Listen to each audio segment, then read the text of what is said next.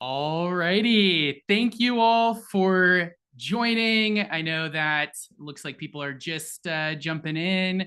We got Emma, Esther, Tasha, Vicky, Courtney. Awesome. Thank you so much for joining. We are so excited. We have a lot of amazing content to go over today. So we are going to be getting kicked off right off the bat as folks still continue to roll in. So my name is Reagan. I am the Vice President of Growth here at Big C, and I am extremely thrilled to have you all join us today for what I think is going to be an incredibly informative session. We're going to talk about how to unlock SEO for you as a nonprofit or social impact company. And the way that we can do that is by creating compelling content that builds awareness and drives impact. Tasha, thank you for throwing in your location. That's a great idea. Everybody throw in where you're based out of. I'm from Bend, Oregon. So I'm actually one of the very few team members here at Big C that's over representing the West Coast. And everybody else on our team, for the most part, I think is over on the East. Colorado Springs, Asheville, North Carolina, represent. We got an office there. Mesa, Arizona. I love it. We know that your time is incredibly valuable. So I do want to thank everybody who has joined for just sharing this part of your day with us. Before we dive in, a little bit of housekeeping. If you have questions during the session, we definitely want to make sure that we get to those. Please throw them at the bottom of your Zoom screen. You'll see a Q&A tab. Please go through and throw your questions in Q&A, and that way we can make sure we get to them at the end. If you see someone else with the question that you're like, I love it, then upvote that and we will make sure we get to them. So Justin, if you can go to the next screen here. Again, super excited to meet you all. My name is Reagan. I'm our Vice President of Growth here. I work with nonprofit teams every single day to help them connect their marketing efforts to their mission and to results. Whether that's through strategy, storytelling, technical execution, our goal is always the same, right? It is to educate, engage, and inspire action to help you educate, engage, and inspire action. With me today is Justin, who is our Director of Search Strategy, who is going to be walking us through a core of today's topic. But before we dive into that, Justin, if you could hit the next screen for us. I did want to just quickly introduce Big C. Big C, we are a full service marketing and advertising agency that's been around for the past 20 years. We partner with nonprofits and mission-driven organizations to help them tell powerful stories, reach the right audiences, and build strategies that drive action. Our team of strategists, creatives, and analysts support organizations like yours with everything from SEO and content marketing to paid media, branding, and websites. And we try to take a goal-first, channel-agnostic approach. We're not here to chase trends, but we're here to help you prioritize what actually moves your mission forward. And Justin, if you could skip forward a couple slides here. I wanted to start off by, first bringing up, right, like, yes, today, Justin, next slide, we're going to talk through SEO. And again, it's not that we are here to say that this is the number one thing that you need to prioritize and that you should move budget and time around. I do believe that SEO is incredibly important, but we also know that no one here has unlimited budget and unlimited time. And so naturally, you have to weigh this in with the other things that you are needing to invest in. But I do want to make a case on why this is something worth considering and why search visibility matters, right? People can't find you or people can't support you if they can't find you. And what we know is that on average, about 93% of online experiences begin with a search, whether that is on Google, whether that is on Bing, whether that's within the AI tools like ChatGPT or Gemini. It starts with search. In less than 1% of those searchers, when they make those searches on Google and Bing, less than 1% of those are making it to the second page and clicking on one of those results. They say that the best place to hide a dead body is the second page of Google, right? No one's ever going to check. And so what I want to say is, if your nonprofit isn't ranking on page one, ultimately, you're invisible to them at that time. And this is something that, as I've done tons of audits over the past few years, I've noticed a really big trend in the nonprofit space. And Justin, if you can go to the next slide. I actually looked through the webinar registration, some of the organizations, and hopefully all of you are here. I didn't call anyone out by name, but this is a trend that I've really noticed. About 60 to 70% of the audits that I do are showing some pretty rough trajectories over the last 2 years. And all I had to look at to find 10 examples from just the webinar registrations, I only had to look through about 15 to find these 10. And I'm not saying this to call anyone out in particular, but it's to call attention to a trend that we've seen over and over again. I think over the last 2 years, many nonprofits have had to deprioritize cohesive content strategy and have been, distracted by some really shiny, really cool things that we can do on paid media. And that's not bad. I highly recommend that if you have the budget to do things like paid media, but we can't abandon content strategy because the biggest nonprofits in the space are continuing to invest here. And if we don't really fight for our positions and try to get new ones, we are losing out to the biggest and baddest in the space. But there's very few of those, right? We don't want to let one brand and one voice represent an entire part of our industry. So with that, I'm going to pass it to Justin, and Justin's going to walk us through the content for today. Justin, take it away.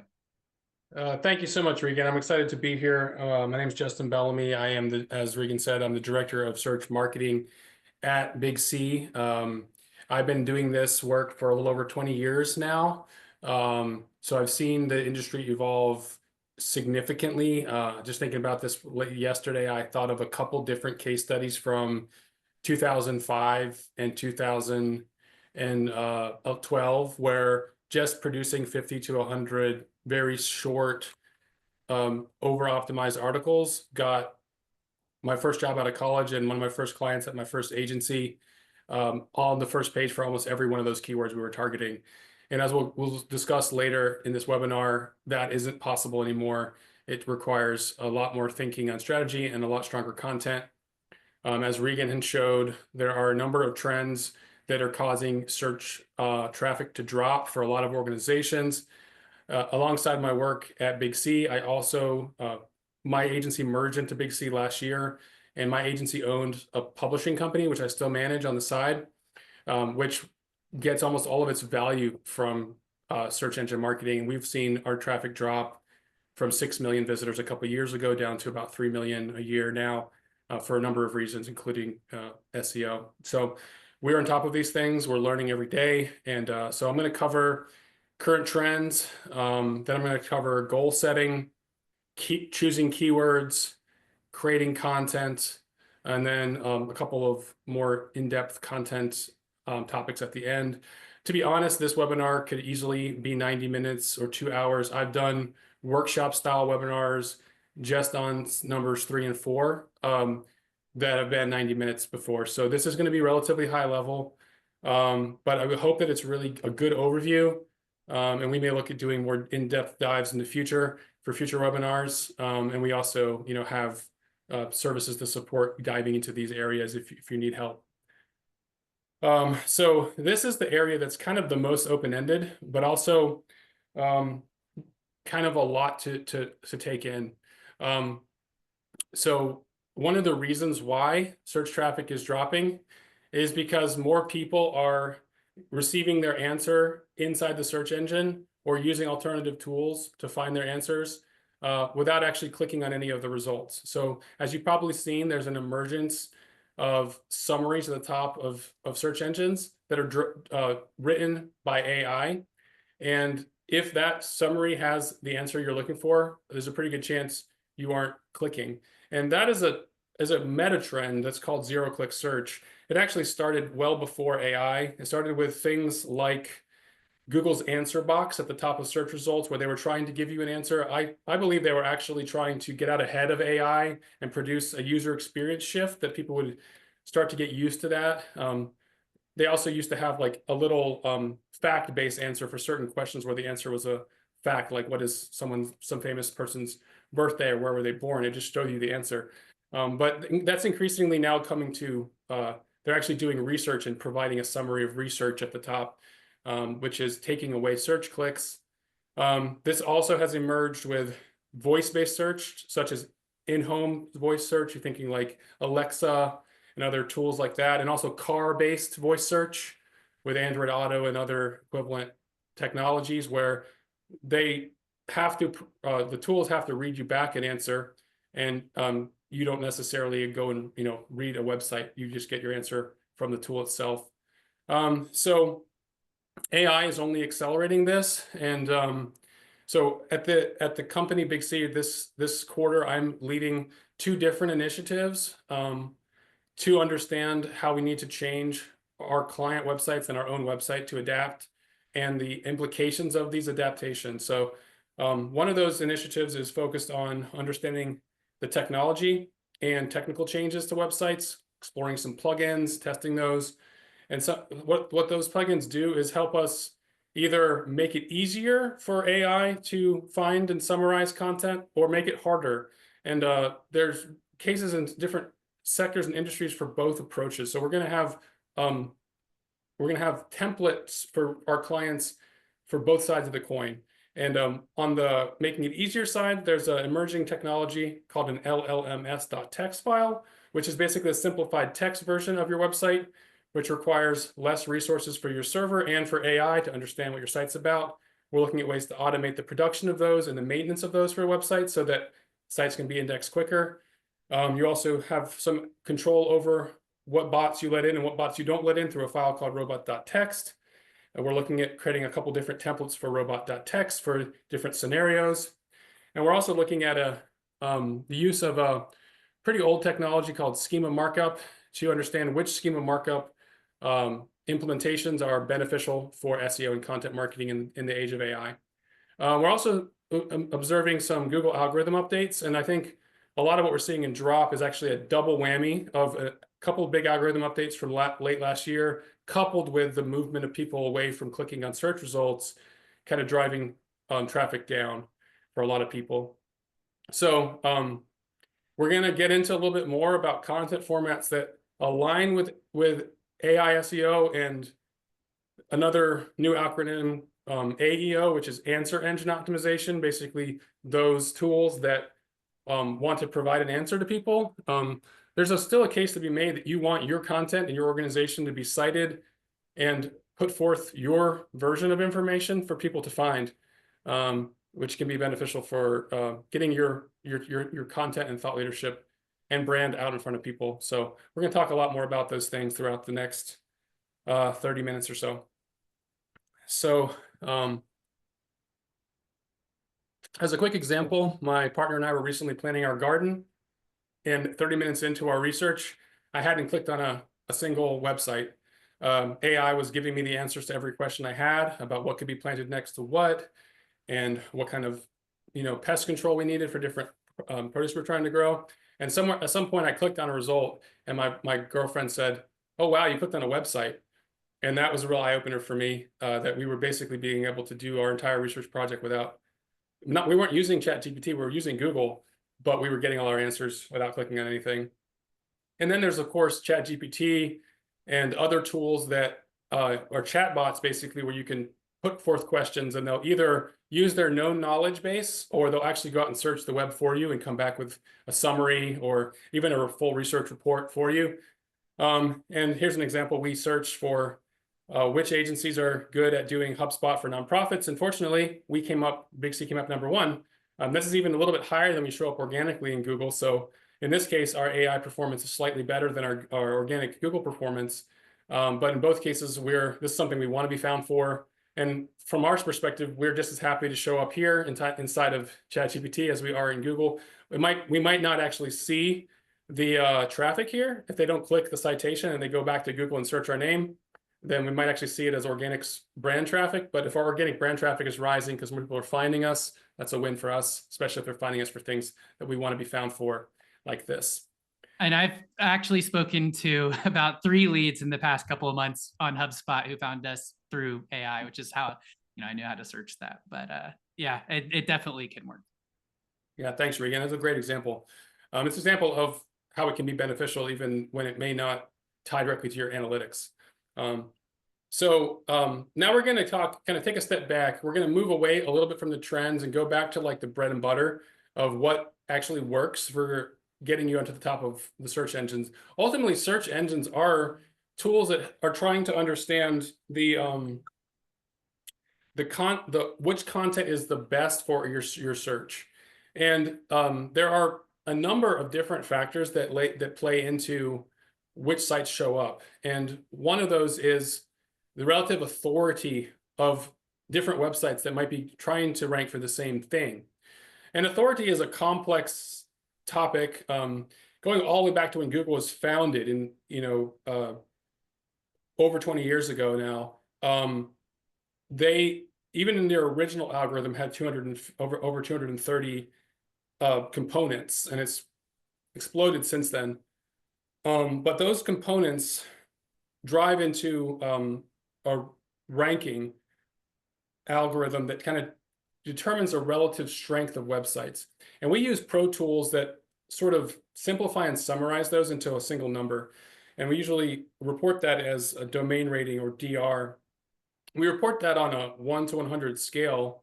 And it's not a linear scale, meaning that going from a 40 to a 50 isn't 10% more. It's actually a logarithmic scale, meaning that it takes somewhere between 6 and 10 times as much authority to move 10 points up on the scale. And so when we're determining, what a client site is capable of ranking for, their domain authority is really an important number to understand their competitiveness and how prepared they are for SEO success. And some of the things that contribute to that are how many links the website has, how old the site is, the quality of those links. So for example, if an organization's been around for 10 years and they have lots of really big organizations they're partnering with, lots of really credible, large PR, media institutions and industry publications linking to them, they're going to have a higher domain rating than if they're brand new or haven't done anything to garner those links. So when we're choosing keywords, we're looking at who else is already going after those topics. And through this process, I've come up with something I like to call the Goldilocks principle, which is websites have to go after topics that are realistic for them, not too competitive, meaning if all the things on the first page of a topic, like say you're in a niche aspect of climate change, you might not be able to rank for climate change because everyone on the first page has a domain rating in the 80s or 90s and you're in the 50s. But one of your niche topics, those bigger sites might not even be interested in or have any content about, and you can go after it and get that first position. On the other end of the spectrum, there are words that no one searched for, and if you put up a piece of content about it, you can get to number 1 really fast, but no one's going to find you if no one's looking for that topic. So the Goldilocks principle is finding that middle zone where you get the most competitive keywords that your organization is realistically able to rank for, and we put those into the plan. So some of the pillars of success are building your authority so you can go after more competitive topics, making sure that your site is clean, easy to navigate, users understand what to do next. The reason why that's important is even if your content is the best out there, but it takes too long to load and people leave before it's finished loading, or they get there and they quickly realize that's not what they're looking for because it was just a wall of text and nothing to engage them if they were more of a visual or video learner or want to hear something in audio. You gotta kind of mix in a multimedia experience to capture all types of people and get the average time on your page up, because Google does monitor whether people stay on a page and what they do when they come back. Do they search for something different because they found what they were looking for? Do they click on something else because they're still researching the same topic? Or do they refine their search because what they found wasn't exactly what they're looking for? And all those things are signals that they build into their ranking. And then ultimately it comes down to if you have enough quality content to influence Google to believe you're an authority, And then even if you do all those things well, there are other technical issues we're not going to go into too deeply today that can hurt you, like too much duplicate content, or building content that's really thin, and also leaning on AI too much to develop content, which is becoming a lowering trust signal for these algorithms. So here's an example of how we review these things. We use different tools, but this is the dashboard for our own website and one of the tools we use. It's showing our DR at 61 out of 100. It's increased by 5 in the last 2 years.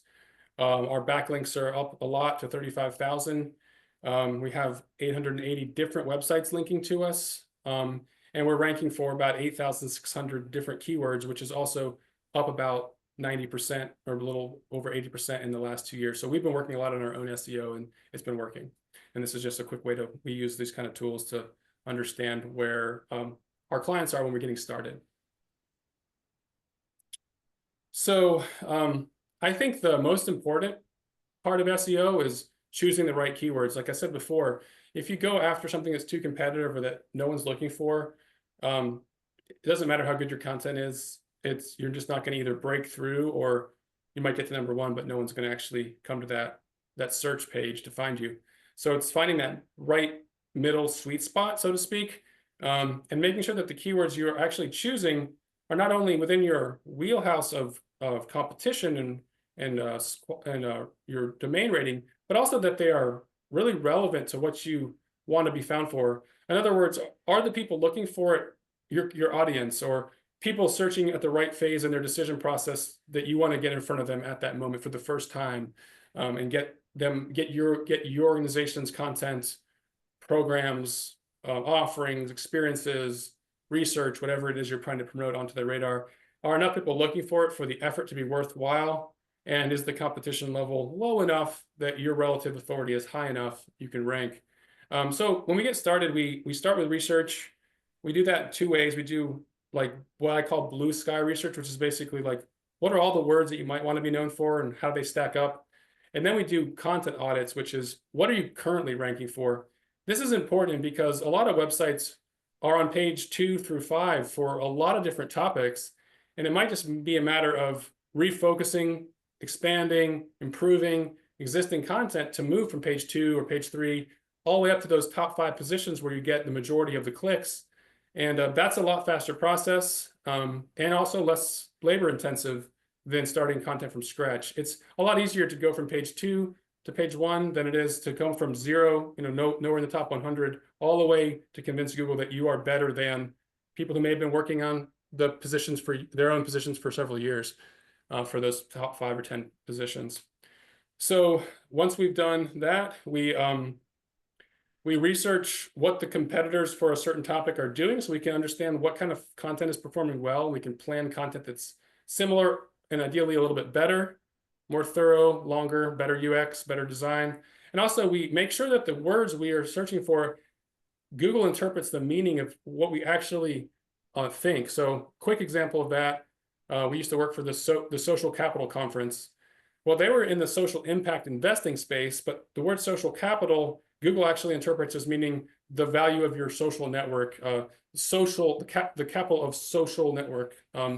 Or like for example, if you went to an Ivy League school, you might have a highly valued social network compared to if you went to a small regional community college. So all the search results for social capital were that definition and not impact investing. So we had to choose other niche topics for that client to help them get traffic. So all this helps us narrow down to about 5 topics per project typically, which we then focus our content plans on.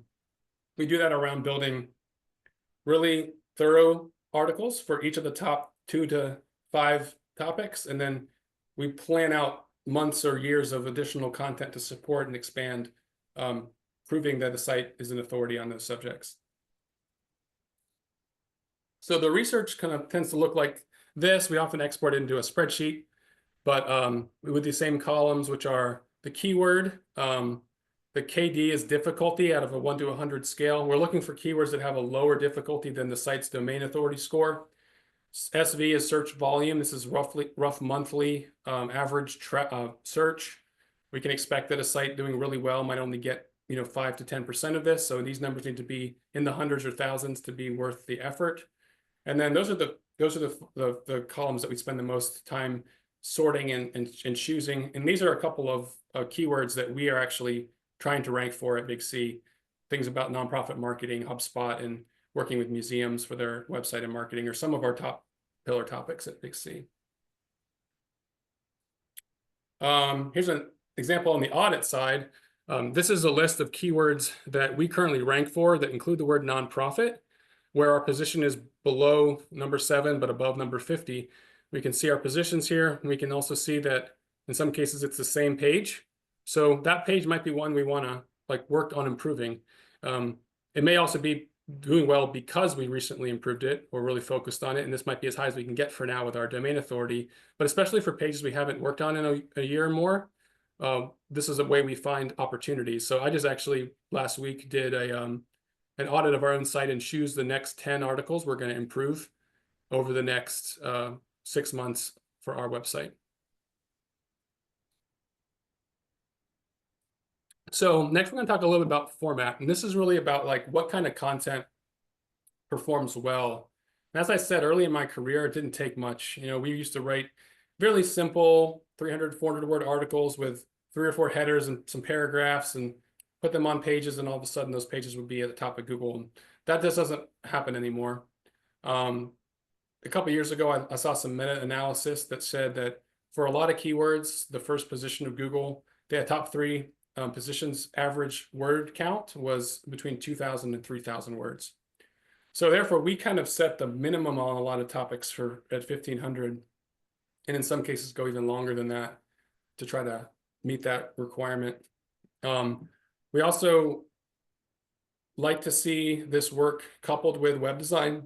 So we know our site is in a modern template that's very fast and user-friendly, very responsive to different devices, and that its design is such that we tell the story alongside appealing to the search engines and their algorithms, tell the organization story in an emotional way that's appealing, that hooks people, and then gives them something else to do. Sometimes multiple options depending on which part of the page that they're reading as a logical next step. And we call those calls to action or conversion actions that we want people to take. And it also helps Google understand that the person is taking a next step and not just leaving and looking for a better answer to their question. We also look at structure. So things like the headers and the metadata and the format all allow us to get extra points in the algorithm by putting the words in major headers and inside the metadata, which is the summary description of the content, and different formats that benefit users and us and search. And the AI algorithms. So the last thing I want to mention on this is comprehensiveness is more important than keyword density. And what that means is it's more important that you're thorough on a topic than it is that you repeat the same word enough the right number of times. And I'll talk a little bit more about what that means later. So here's an example. We wrote a page for a national recycling nonprofit about community recycling programs, and their piece of content ended up number 1. It's kind of in that long form guide format. We have a table of contents here for people to jump around to different major themes within the topic. It's very comprehensively covering the overall theme. And after each section, we have a little break bar that has a button on it. That's the best next step for that section if they want to take a next step action after reading that section. And all this is going to combine to be a very successful content marketing piece for this client. So as we're building plans, we're locating new topics. In that case of the last client, that was a new page for them. And we're also identifying what's already ranking and then taking a similar approach, but instead of building new content from scratch, we're applying those same best practices to existing content to improve it. In some cases, we're improving design, but often it's focused on improving the actual words and comprehensiveness. And then we're also looking at ways to improve the linking between existing pieces of content on a client site.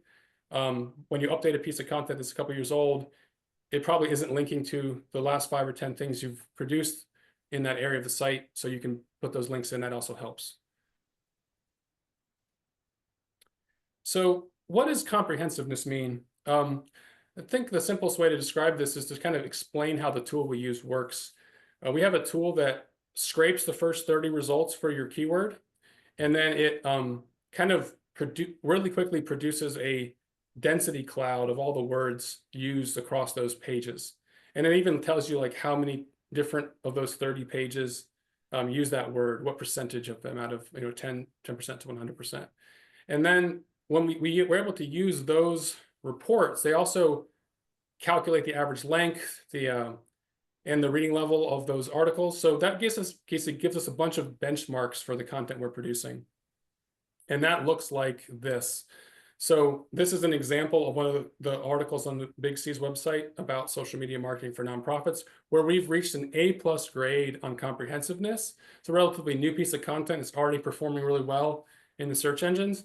We've hit the word count of 2,600, which is a little bit more than the top end of their recommended range. We're slightly above the recommended reading level at college level over 10th to 12th grade recommendation. And on the right-hand side here, this is the kind of prioritization of topics to include. And at this point, we've checked off all of them, of the ones you can see visibly. This list continues on. And you can skip a couple topics and still receive an A+, but we usually try to get that A+ grade. We usually try to basically eliminate the possibility that our content is not comprehensive enough as a factor for whether or not it's ranking. And the way to do that is to use a tool that will grade your content and help your writers get it really thorough. So we're getting close to the end here, but I want to show a personal example here. Big C's been producing content for a few years. It's really been working. We've seen an increase in the top graph, which is the total number of times our content appears in the search engines. It plateaued a bit. And the lower graph is the number of keywords we rank for, and the stack from bottom to top is into position. So the very bottom line is where we're in the top 3 positions. The second line is where we're on the first page. The third line is the first 2 pages, and the next line is the first 5 pages. And you'll see here, we peaked out about 6 months ago, and then we've had a drop. And the drop is actually exactly what I talked about at the beginning. It's a combination of the shifts into AI and the algorithm changes. So we are addressing those changes. But I also want to note that a drop in total rankings doesn't necessarily mean you're losing traffic. If you're holding your top positions down, your traffic should be pretty stable. So our traffic is actually pretty stable. This is our own analytics. We are holding down basically the same positions, the same amount of traffic, even it's slightly down, but not down as much as our number of keywords we rank for. So I wanted to note that as well. So last but not least, we did a webinar about 6 weeks ago on Google Grants. In there, I mentioned the connection between Google Grants and SEO. It goes both ways. When you're doing an SEO plan, we like to think about how the Google Grant might be able to help. So for those of you who don't know, Google provides $10,000 a month for most nonprofits in free Google ads. And it's like a shortcut to the first page of Google. So as you're building content that might be on the more competitive end of the spectrum, you can use the Google Grant to jumpstart the traffic to the page, and then potentially shift it to a more competitive topic later, or just use it as a way to reinforce your brand, having multiple positions in multiple places on page 1 of the search engine. So that's a lot of information for a relatively quick amount of time. I got through it actually a little faster than I expected, so that's good. We have lots of time for questions. And I can go back and go a little deeper on any of these, Regan, if you think I should, if I need to. But I'm feeling. Yeah, I mean, I think we can definitely, as we start to go through some of the questions, go back to certain slides. If there's any that anybody here wants us to go back into. Before we get into Q&A, I did want to just, first of all say, good job, Justin. Everybody give him a shout out. It's a lot to put these together and talk in front of people. And I think Justin does a great job of taking something that is incredibly complex and technical and trying to make it a little bit more beginner / intermediate friendly. So Justin, thank you so much for doing that. I did want to make a quick offer to everybody who is here. Justin, if you go to the next slide, I believe it should be the next slide. So if you scan this QR code, I'll throw the link in the chat here as well. Let's see. I know that a lot of times getting access to the tools that we have, things like SEMrush or Ahrefs, they can cost money. And then even when you get it, it's like, how do I even decode this? And so an offer I want to make to everybody here is if you scan that, I will set time with you, and either myself or Justin will actually put your website through SEMrush, run a breakdown and report, help you guys better understand, is there anything right now with your current structure? Sometimes it's simple things. I've talked to someone who was like, yeah, we like lost all our rankings, and we found out that like their developer just turned off indexability. So they literally told Google they didn't want to show up for all their pages. Sometimes there's simple stuff that are holding you back. So we'd love to be able to run you through that health report.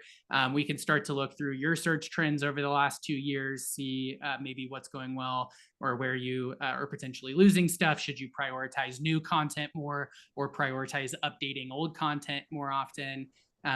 Identify quick wins, spot missed opportunities, etc. So we'd love to invite you all to be able to do that. Love to walk you through.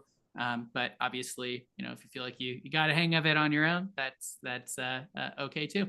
So with that, if you have any questions, thank you, Vicky. I swear Vicky's not on our team, and I did not pay her to say that. I'll send you $5 after. Okay, we can go over to the Q&A. If you have any questions, feel free to drop them in. And I did see one in the chat, or a couple in the chat that I want to make sure I also acknowledge. Oh, number one, yes, everybody who's here or anyone who registered will be getting a link to the recording of this. Anytime we do a webinar, we try to also make it on demand after. So if there's someone who you're like, oh, I really want them to watch this, you can send a link to that page by the end of today or early tomorrow. It should be adjusted to be on demand. And then Rebecca, can you throw your question in the Q&A and I'll get back to it, but you had asked about some free tools to rate content. Let's start off with Tasha Rivera's question. Tasha had asked if you have any tips on how to remove toxic backlinks. It's not an area of expertise of mine, but I understand that it's possible to disavow links. Basically, you can, I think you do this through Google Webmaster Tools. Regan, could you confirm if you know that's the case? I don't. No, I don't. Yeah, I'm not 100% sure how you do it, but I believe it's through Google Webmaster Tools or Google Search Console, I should say. Then that's the more recent terminology for that tool. You can basically provide a list of links that you don't want Google to consider anymore. So that's one thing. And for those of you who don't know what she's asking, it's actually possible for a link to not be good for your site, because in SEO there's such a high value in ranking, and links help. There's a lot of services out there that get you spam links. There are people who purchase a bunch of old domains as they've failed and propped up link farms. There's people who've written bots that spam comments and put links in comments. I'm sure if you own a blog, you've seen spam comments before in your blog or in your forums and in social media. So because those things can hurt you, it's also possible for people to do countermeasures where they build bad quality links for their competitors, or just somehow some content goes viral and gets picked up and syndicated too many times across really bad websites or low quality websites. And that can create a scenario where you may want to disavow links. Yeah, that's so the answer is disavowing links is the way to go. Yeah. And then actually my CEO is watching, and I know she does a ton on the SEO front. So she chimed in. I'll give you her answer. I'm just going to read it out. Again, I'm our vice president of growth. I know a lot about SEO, but I'm not always as technical. Andy has great technical answers. So Andy said that we do not disavow toxic backlinks anymore. Google's algorithms are increasingly sophisticated at identifying and discounting spammy links. So disavowing them is often unnecessary and may even negatively impact a site's SEO. So we stopped doing that a little bit about a year ago. And Google's webmaster guidelines are cut and dry now.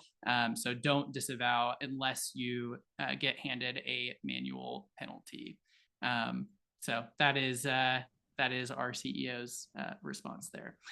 Okay, the next question that I saw in here was from Jordan. Jordan had asked, I'm curious how you balance the tone of your content as an organization with a tone that works for SEO. If your organization's tone is pretty academic.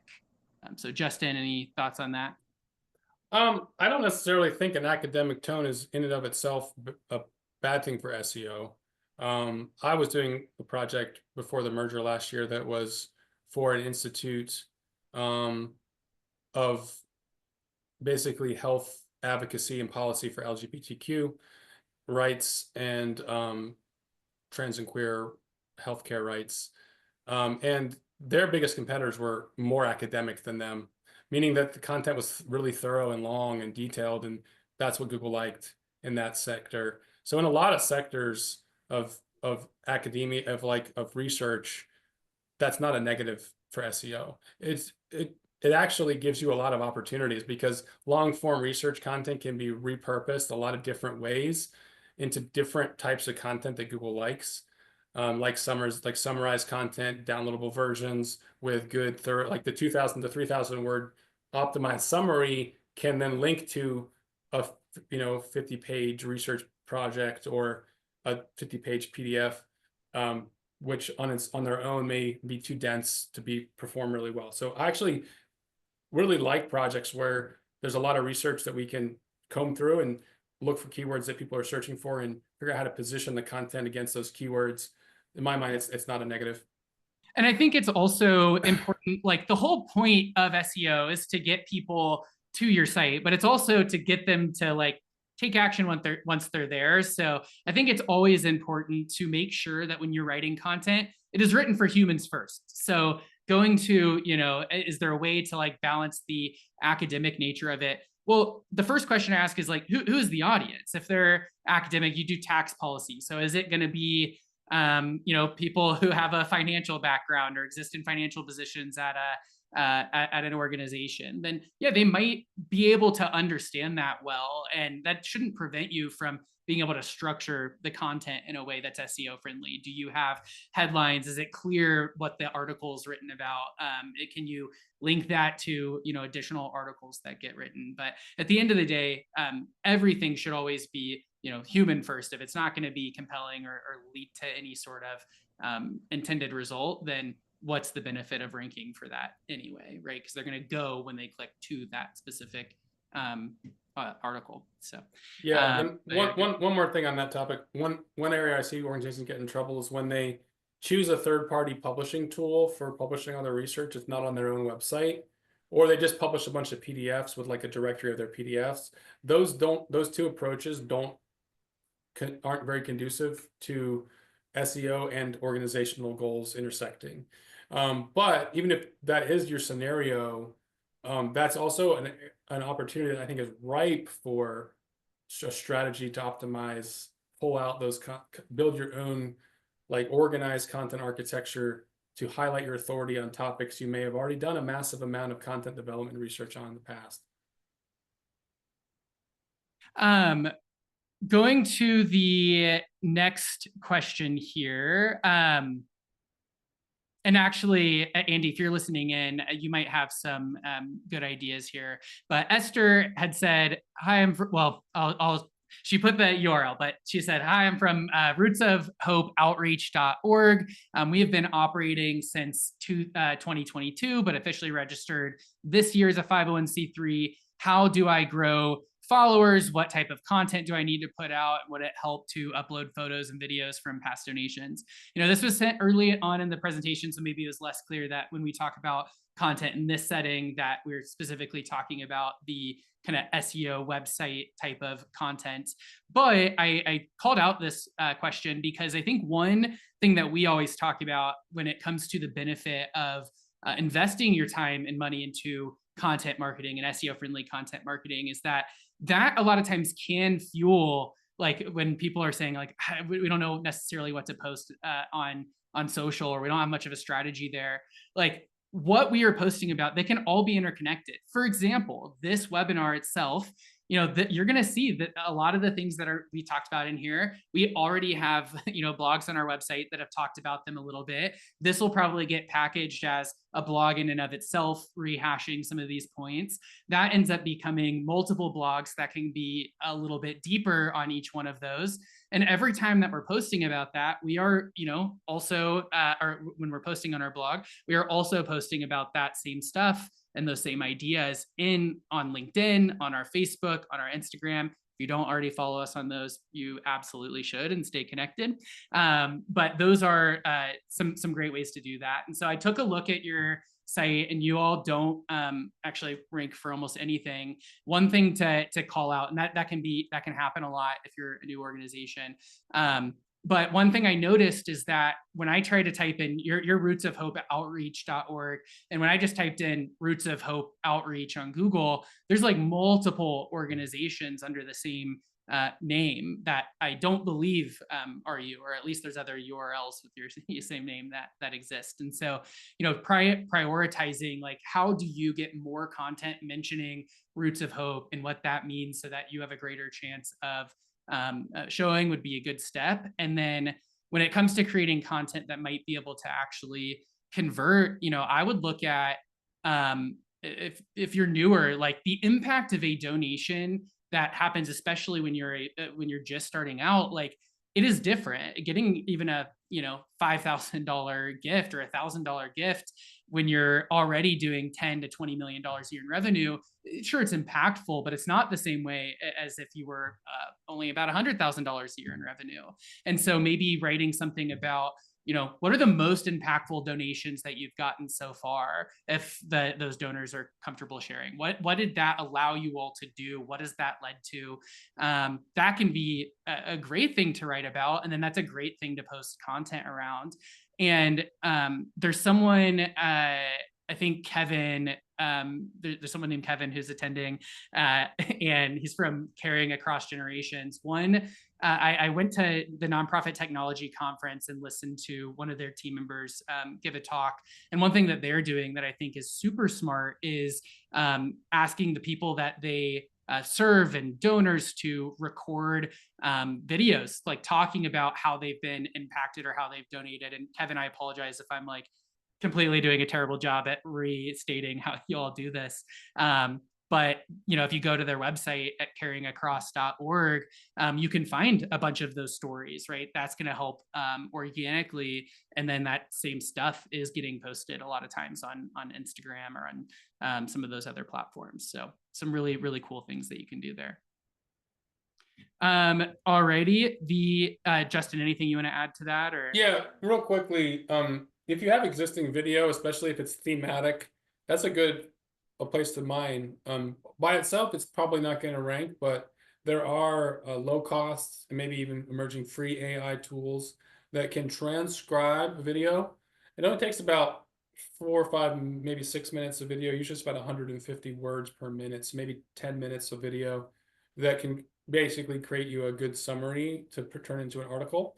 And so if your video is even longer, you can just do more of a thorough summary of the whole thing, or break up multiple articles off of one video and go ahead and embed the video in the article, so that the text is helping draw people in, and then each reader can choose their format that they prefer for reading versus watching.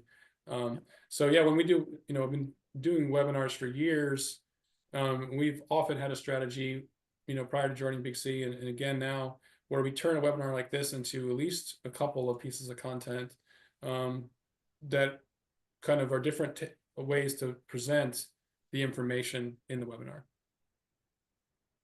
I want to call out Angelo Jossa Phillips' question next. And Justin, can you go to the slides talking about the Google Ad Grant and SEO together? I think that's one where, I mean, we could definitely go in depth. That's even when we actually work with clients on the Google Ad Grant side. A big part of this is actually writing content, which has benefits both for SEO and for your Google Ad Grant. So Angelo's question was, thank you. Well, first of all, he said, Justin, thank you so much. This was all super informative.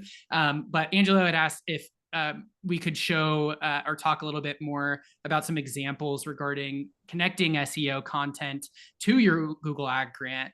Angelo understands that there are limitations of keywords and pages when using the Google Ad Grant. So can you just talk more about how these things work together and why it's important to focus on both? And Justin, sorry, before I hand it over, I am going to post something in the chat. If you did not attend our last webinar, which is all about Google Ad Grants, and you want to learn a little bit more about that, I have the link being posted in the chat as well. So just a shout out there. But Justin, take it away. Thank you, Regan. I see a second question just right above your post in the chat about the same, like a different take on the same topic. So I can try to address both at the same time. I'll start with the strategic kind of thinking. When you're choosing what content to try to organically rank for, it's probably going to be pretty similar to what you would want to get Google ad clicks for. And because the Google ad algorithm is highly influenced by quality score, which is a simplified version of their organic ranking algorithm, producing content that would do well organically is necessary to do well on the Google grant. Where the grant can help is when you produce content that's really good for a topic, but the topic is too competitive. And sometimes that means it's too competitive to rank for quickly, and you need like a stopgap or some traffic to justify the effort of producing it. The Google grant can be a good way to start getting traffic quickly to the page while you're waiting for the organic ranking to come in. And if you're stretching toward the top of your competitiveness, you end up sometimes stuck like on page 2 or position 8, where you might only get 2 or 3% of the search.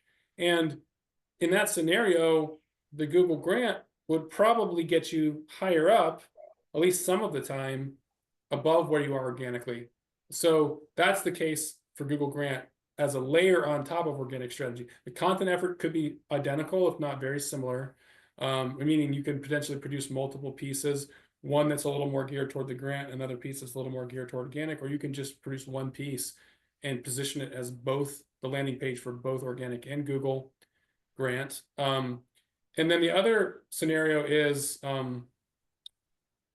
if you've been doing content for a while and you're not getting the traffic you want, you can go back and build grant campaigns to boost content that isn't doing quite as well organically as you want, to pick up more of the keywords that maybe you're on page 2, 3, 4, 5 for.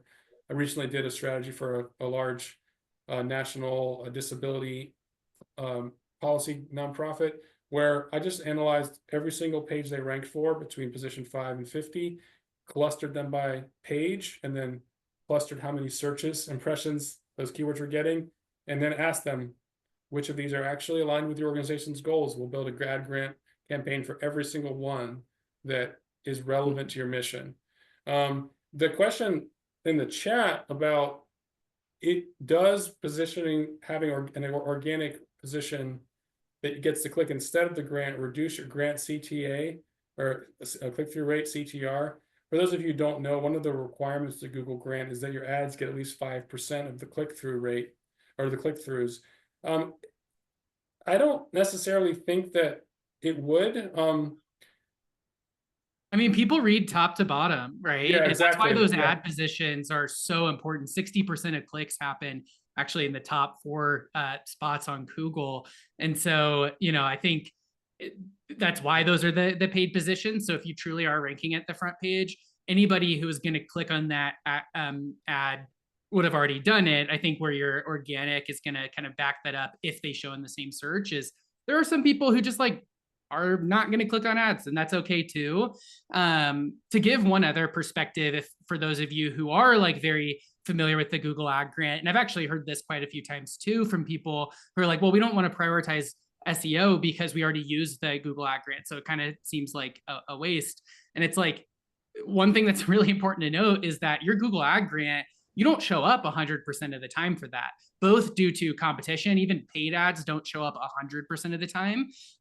But the ad grant doesn't even show up as often as paid search. And so because of that, that there's no specific number. It kind of does vary based on your bidding strategies and stuff like that. But on average, like a good rule of thumb is it's about like 10 to 15% of the time. So those keywords that you do want to target with the Google Ad Grant, well, what about the other 80% plus of searches that happen for those keywords that you want to show up for, where you're not in that rotation with your grant money? That's where organic can definitely back it up. Well, another thing I do want to call out for Vicky, and I apologize for like calling this out. I'm not in any way trying to like call you out, but just to like, no, I looked at your website on SEMrush, just kind of looking at those ranking trends. And you mentioned that you're very niche, so you're already likely to have be pretty high up in the search rankings organically.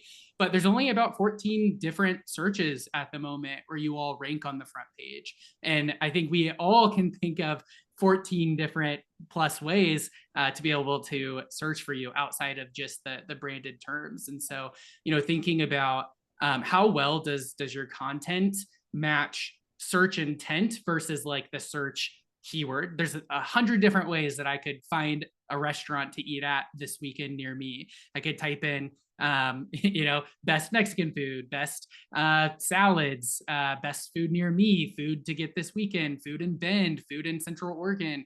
There's so many ways that I can search that, and it's the same thing for your organization. So you have about 100 different search rankings on pages 2, 3, and 4. And so, how many of those are things that you would love to show up for that you're just not on the front page for yet? That's where I would hone in that strategy.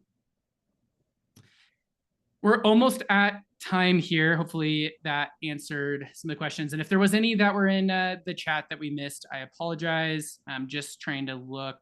Rebecca asked, are there any free tools that will rank content, and can AI do that?